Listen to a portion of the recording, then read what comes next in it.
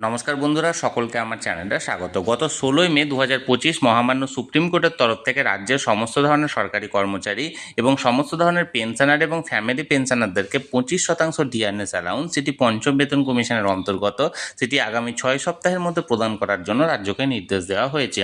এবং এই নির্দেশের পর এই ডিআরএস অ্যালাউন্সের এরিয়ার প্রদান নিয়ে বেশ কিছু সমস্যা এবং তাদের সমাধান কিভাবে হতে পারে তাই নিয়ে আমার আগের ভিডিওগুলিতে বহু সরকারি কর্মচারী এবং বহু পেনশনার বা ফ্যামিলি পেনশনাররা প্রশ্ন করেছেন বা কমেন্ট করেছেন। আজকের ভিডিওতে এই ডিএ এরিয়ার প্রদান নিয়ে যে সকল সমস্যাগুলি আসতে পারে এবং তার সহজ সমাধান কি হতে পারে সমস্ত সরকারি কর্মচারী এবং পেনশনারদের ক্ষেত্রে, তাই নিয়ে বিস্তারিতভাবে আলোচনা করব। ভিডিওটি অত্যন্ত গুরুত্বপূর্ণ সকল এমপ্লয়ি এবং সকল পেনশনারদের জন্য, তাই প্রথম থেকে শেষ পর্যন্ত অবশ্যই ধৈর্য সহকারে দেখবেন এবং ভালো লেগে থাকলে অবশ্যই একটি লাইক করবেন এবং সকলের সঙ্গে শেয়ার করবেন। আর সেই সাথে এই চ্যানেলে যদি প্রথমবার হয়ে থাকেন এই রকমের ইনফরমেটিভ ভিডিও আরও দেখার জন্য, যারা এখনও পর্যন্ত চ্যানেলটিকে সাবস্ক্রাইব করেননি তারা অবশ্যই চ্যানেলটিকে সাবস্ক্রাইব করে নিতে ভুলবেন না। তাহলে চলুন আমরা বিস্তারিত জেনে নিই। আমার আগের ভিডিওগুলিতে সবথেকে বেশি সংখ্যক যে প্রশ্নটি করা হয়েছে এমপ্লয়ি এবং পেনশনারদের তরফ থেকে, সেটি হলো এই 25% বকেয়া ডিএ এরিয়ার কারা পাবেন। আমি এর আগের ভিডিওগুলিতে বারবার এই নিয়ে আলোচনা করেছি। সেটা হলো 1/4/2008 অর্থাৎ 1 এপ্রিল 2008 থেকে 31/12/2019 এই সময়কালের মধ্যবর্তী সময়ে যারা রাজ্যের কোষাগার থেকে বেতন বা পেনশন বাবদ ডিআরএস অ্যালাউন্স বা ডিআরএস রিলিফ পেয়েছেন, তারা প্রত্যেকেই এই এরিয়ার পাবেন। অর্থাৎ এক কথায় বলতে গেলে এই সময়কালের মধ্যে যারা এমপ্লয়ি হিসাবে ছিলেন বা যারা অবসর নিয়েছিলেন বা যারা পেনশনার হিসাবে ছিলেন, তারা পেনশনের ক্ষেত্রে ডিআর প্রযোজ্য হয়, অর্থাৎ ডিআরএস রিলিফ, এবং এমপ্লয়ীদের ক্ষেত্রে ডিএ প্রযোজ্য হয়। যারা যারা পেয়েছেন তারা প্রত্যেকেই কিন্তু এই এরিয়ার অর্থাৎ 25% ডিএ এরিয়ার পাওয়ার জন্য যোগ্য। এবার এর পরে যে ম্যাক্সিমাম প্রশ্নটি করা হয়েছে সেটা হলো 2008 থেকে 2019 এই মধ্যবর্তী সময়ে, অর্থাৎ এক্ষেত্রে বলা ভালো 2008-এর 1 এপ্রিল থেকে 2019-এর 31শে ডিসেম্বর এই সময়কালের মধ্যে যদি কেউ চাকুরিরত অবস্থায় মারা গিয়ে থাকে, তাহলে সেক্ষেত্রে তার যে ফ্যামিলি পেনশনার বর্তমানে পেনশন পাচ্ছেন, সেই ফ্যামিলি পেনশনার কি এই এরিয়ার পেয়ে থাকবেন বা পাবেন? এর উত্তর হলো অবশ্যই পাবেন। এক্ষেত্রে চাকুরি জীবনের এরিয়ার, অর্থাৎ সাপোজ ধরুন উনি কয়েক বছর চাকরি করেছেন এবং সেই চাকুরি জীবনে তার যে ডিআরএস অ্যালাউন্স তিনি পেতেন, অর্থাৎ এরিয়ার বাবদ সেটা পেতেন, এবং তার মারা যাওয়ার পর, অর্থাৎ সাপোজ ধরুন তিনি 2015-তে মারা গেছেন, 15 থেকে 19 সাল পর্যন্ত এই সমস্ত কিছুর এরিয়ার তারা সমস্ত কিছু এরিয়ার ক্যালকুলেশন করে সে ফ্যামিলি পেনশনারকে দেওয়া হবে। এর পরের ম্যাক্সিমাম যে প্রশ্নটি এসেছে সেটা হচ্ছে যারা 2008 থেকে 2019 এই মধ্যবর্তী সময়কালের মধ্যে যে কোনো বছর অবসর নিয়েছেন, তারা কি পাবেন এবং তারা পেলে কি করতে হবে? এর উত্তর অবশ্যই পাবেন। আমি এর আগের ভিডিওগুলিতে বারবার বলেছি 2008 থেকে 2019-এর মধ্যবর্তী সময়ে যারা অবসর নিয়েছিলেন তারাও পাবেন, এবং সেক্ষেত্রে তারা প্রথমত 1 এপ্রিল 2008 থেকে যে কয়েক বছর বা কয়েক মাস চাকরি করেছেন, সেই চাকরির সময়কালের জন্য যে এরিয়ারটা তার জন্য প্রযোজ্য, সেই এরিয়ারের জন্য তাকে যেখানে চাকরি করতেন যে ডিপার্টমেন্টে, সেই ডিপার্টমেন্টে যোগাযোগ করতে হবে, এবং তার পরের সময়কালের জন্য পেনশনের জন্য তাকে ট্রেজারিতে যোগাযোগ করতে হবে।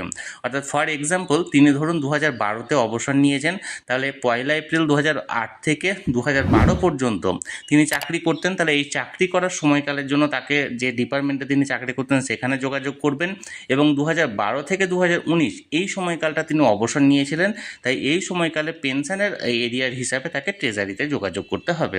আশা করি ব্যাপারটি বোঝানো গেছে। এবার দেখুন এর পরের যে প্রশ্নটি ম্যাক্সিমাম লোকে করেছেন সেটা হলো ফ্যামিলি পেনশনার যদি মারা গিয়ে থাকে তাহলে এই বকেয়া এরিয়ার কে পাবেন?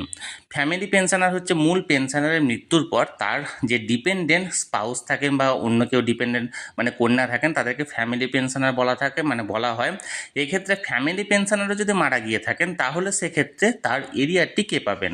এটার উত্তর হলো সেই ফ্যামিলি পেনশনার যাকে নমিনি করে রাখবেন, অর্থাৎ এক্ষেত্রে ট্রেজারিতে যখন ফ্যামিলি পেনশনারের পেনশনটি চালু হয় একজনকে নমিনি করতে হয়, বা নমিনি যদি ইনকেস নাও করা থাকে তাহলে সেক্ষেত্রে তার যে লিগ্যাল এয়ার, অর্থাৎ যে উত্তরাধিকারী থাকছেন সেই উত্তরাধিকারী এক্ষেত্রে সমস্ত এরিয়ার পাবেন, অর্থাৎ সেই নমিনি বা উত্তরাধিকারীকে সমস্ত এরিয়ার প্রদান করা হবে।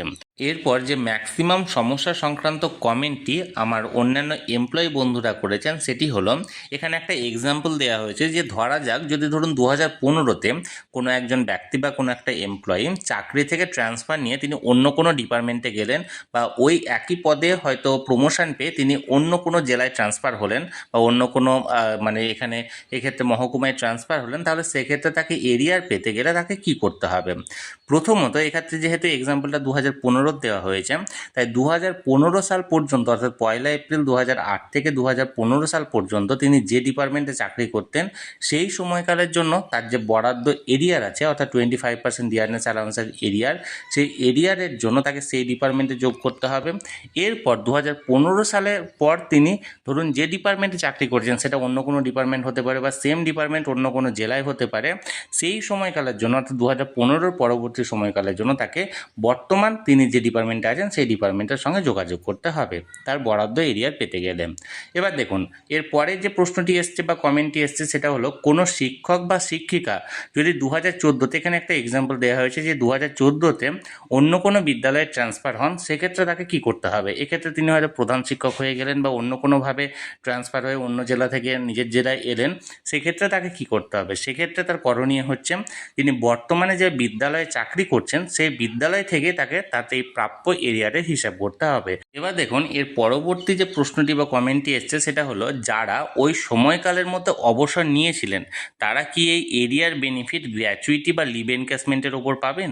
এর উত্তর হলো অবশ্যই পাবেন। আমি এর আগে এই লিভ এনক্যাশমেন্ট বা গ্র্যাচুইটির ওপর আপনার প্রাপ্য 25% ডিয়ারনেস অ্যালাউন্স কীভাবে ক্যালকুলেশন করবেন বা আপনারা পাবেন কি পাবেন না, কতটা পাবেন, সেই সংক্রান্ত বিস্তারিত একটি ভিডিও দেওয়া আছে। সেই ভিডিওটা আমার চ্যানেলে গিয়ে আপনারা দেখে নিতে পারেন, যে সেক্ষেত্রে আপনার গ্র্যাচুইটি এবং লিভ এনক্যাশমেন্টের বাবদ যে পরিমাণটা আছে সেই পরিমাণটা ক্যালকুলেশন করে নিতে পারেন। এছাড়াও আমি ওই ভিডিওটির লিঙ্কটি আমি ডিসক্রিপশন বক্সে দিয়ে দেবো, সেখান থেকে গিয়েও আপনারা দেখে নিতে পারেন। এরপর ম্যাক্সিমাম পেনশনার বা ফ্যামিলি পেনশনাররা যে প্রশ্নটি করেছেন সেটা হলো যে পেনশনার বা ফ্যামিলি পেনশনাররা এই বকেয়া 25% ডিএর এরিয়ার কিভাবে পাবেন এবং এই জন্য তাদেরকে কি করতে হবে। প্রথমত বলে রাখি, পেনশনার বা ফ্যামিলি পেনশনাররা তারা বর্তমানে যে অ্যাকাউন্টে নিজেদের পেনশন বা ফ্যামিলি পেনশন পাচ্ছেন সেই অ্যাকাউন্টেই তারা তাদের এই বকেয়া 25%-এর এরিয়ার পাবেন। এজন্য বর্তমানে তাদেরকে কিছু করার দরকার নেই, হতে পারে তাদেরকে ট্রেজারি থেকে সমস্ত ক্যালকুলেশন করে অ্যাকচুয়াল হিসাবটা তাদেরকে প্রদান করে দেওয়া হবে অ্যাকাউন্টে। কিন্তু বিজ্ঞপ্তি এখনও পর্যন্ত বার হয়নি। বিজ্ঞপ্তি বার হলে বিস্তারিত তথ্য সমস্ত কিছু জানা যাবে এবং সেই সংক্রান্ত আমি একটি ভিডিও এখানে নিয়ে আসবো। সেই ভিডিওতে বিস্তারিতভাবে আলোচনা করা হবে এবং সেই বিজ্ঞপ্তিতে যদি বলা হয় যে ট্রেজারিতে যোগাযোগ করার প্রয়োজন আছে, তাহলে অবশ্যই ট্রেজারিতে যোগাযোগ করতে হতে পারে। এবার দেখুন, চাকরিরতদের এই এরিয়ার পেতে কি তাদের কোনো ডকুমেন্ট জমা করতে হবে? অবশ্যই তাদেরকে ডকুমেন্ট জমা করতে হবে। এক্ষেত্রে তাদের ডেট অফ জয়নিং বা তারা ফার্স্ট কোন ডিপার্টমেন্টে চাকরি করেছে সেই সংক্রান্ত ডকুমেন্ট জমা করতে হতে পারে। তবে সেটি আগেই বলেছি, বিজ্ঞপ্তি প্রকাশ হলে বিস্তারিত জানা যাবে। বিজ্ঞপ্তি প্রকাশ পর্যন্ত অবশ্যই আপনারা অপেক্ষা করুন। বিজ্ঞপ্তি প্রকাশ হলে আমি ভিডিওর মাধ্যমে বিস্তারিত জানিয়ে দেব। এবার দেখুন, চাকরিরতদের বকেয়া টাকা কি প্রভিডেন্ট ফান্ডে জমা দেওয়া হবে? এর উত্তর হলো, কলকাতা হাইকোর্ট এর আগে যে রায়টি দিয়েছিল সেই রায়ে রাজ্যকে বলেছিল যে 100% টাকা মিটিয়ে দিতে, এবং এই 100% টাকা মিটিয়ে দেওয়ার জন্য রাজ্যকে সেই সময় কলকাতা হাইকোর্টের তরফ থেকে সুযোগ দেওয়া হয় প্রভিডেন্ট ফান্ডে এই পরিমাণ টাকাটি জমা দেওয়ার জন্য। তবে বর্তমানে সুপ্রিম কোর্টের তরফ থেকে যে নির্দেশটা দেওয়া হয়েছে 25% ডিআরএস অ্যালাউন্স প্রদান করার ক্ষেত্রে, সেক্ষেত্রে এরকম কোনো সুযোগ কিন্তু রাজ্যকে দেওয়া হয়নি।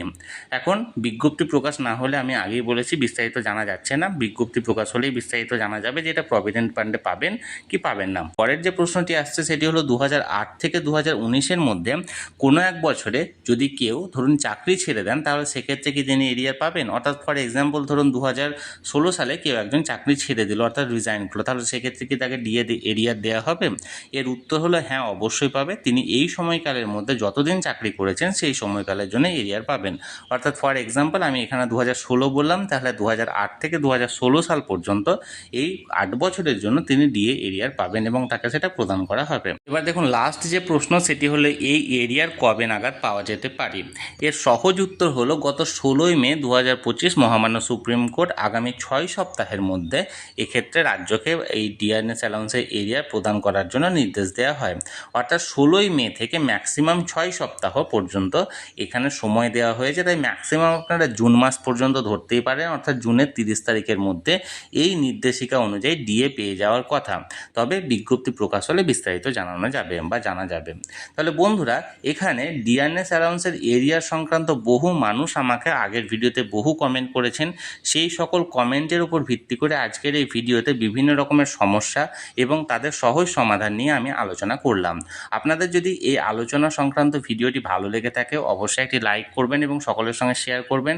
আর সেই সাথে এই চ্যানেলে যদি প্রথমবার হয়ে থাকেন এই রকমের ইনফরমেটিভ ভিডিও আরও দেখার জন্য যারা এখনও পর্যন্ত এই চ্যানেলটিকে সাবস্ক্রাইব করেননি তারা অবশ্যই চ্যানেলটিকে সাবস্ক্রাইব করে রাখবেন। ধন্যবাদ, দেখা হচ্ছে পরের ভিডিওতে।